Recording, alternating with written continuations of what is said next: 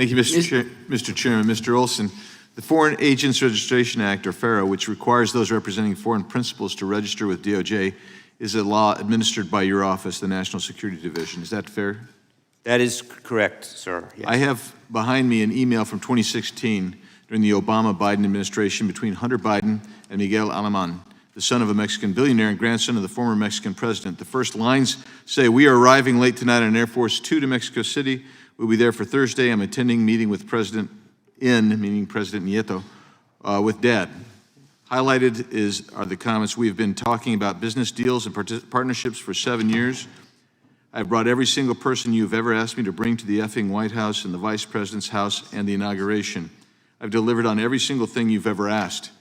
In this email, Hunter Biden acknowledges his attendance at a meeting between Mexican President Nieto and then Vice President Biden, discusses business deals and partnerships with a wealthy and politically connected Mexican family, references access provided to Mexican businessmen at the White House and Vice President's house, and states he had already delivered on every single thing you've ever asked. Did this email, or does this email, raise concerns that Hunter Biden might have acted contrary to FARA, since it appears he never registered to represent foreign principals? So I'm not familiar with the email that you're referring to. What I can tell you is that it is a fundamental principle of the Justice Department and consistent with my almost 20-year career that we follow the facts and the law in every case without regard you're not familiar, but you're not familiar with this ideology. Right? You're not familiar with this this email here. I'm not. We have next up, we're going to show you a picture of Vice President Joe Biden, Hunter Biden, Miguel Alemán, his father, and Carlos Slim, one of the richest men in the world, in 2015, while Joe Biden was vice president. This picture seems to conflict with President Biden's statement that he has never met with his son's business associates. Much of the information regarding Hunter Biden's foreign business dealings has come from the laptop that was abandoned by Hunter Biden and labeled by the media as misinformation, as well as by 51 former intelligence officers in a weird letter dated October 19, 2020, which I will submit for the record. This week, we learned FBI whistleblowers have come forward and reported the FBI committed a widespread effort within the FBI to downplay or discredit negative information about Hunter Biden. Are you familiar with that reporting? No, I'm not. Okay.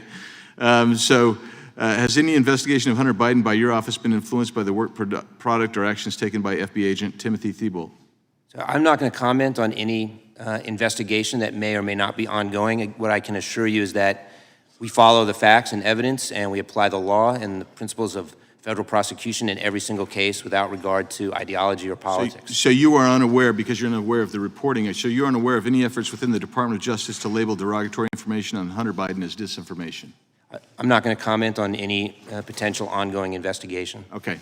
According to reports, Border Patrol has apprehended at least 50 illegal aliens at the southwest border in fiscal year 2022, and the Office of Field Operations has encountered at least 50 aliens on a terror watch list at ports of entry in the fiscal year. Does CBP consult with National Security Division when they encounter an illegal alien who's on a terrorist watch list? The National Security Division was actually created to work with other agencies, whether that's agencies in the intelligence community or agencies across the government, including agencies in the Department of Homeland Security. Okay, so this is a yes or no. This is not hard. Does CBP give you information when they find someone who's on the terrorist watch list, when they encounter them at the border? Did they give that information to you? I can't speak as I sit here to any particular situation or circumstance. What I can tell you is that the whole point of I'm not asking about a circumstances. Is the process is that they report to you? So you have 100 known encounters of people on a terrorist watch list. I assume one would think it's coming to you. I'm asking about the process, not a specific case. So in general, Congressman, the way the system works is that the FBI investigates the crimes that we prosecute. So here we go. Let's get to the specific case. It may well be that information goes between CBP and the FBI, but I don't have specific information. Are you familiar with the name Issam Bazi? I'm sorry? Are you familiar with the name Issam Bazi? No. Okay, he's a Lebanese-born Venezuelan national listed on the FBI's terror watch list, who was released into the United States after crossing the border illegally. According to reports, the FBI recommended keeping him in custody, but ICE headquarters intervened and released him because of a concern that he might catch COVID-19 because he was overweight. So far, there's been more than 500,000 known gotaways into the country illegally. How many can you extrapolate are on the terrorist watch list? And have you done any assessment as according to the national security risk? The time of the gentleman has expired. The witness may answer the question. I'm not familiar with that, no.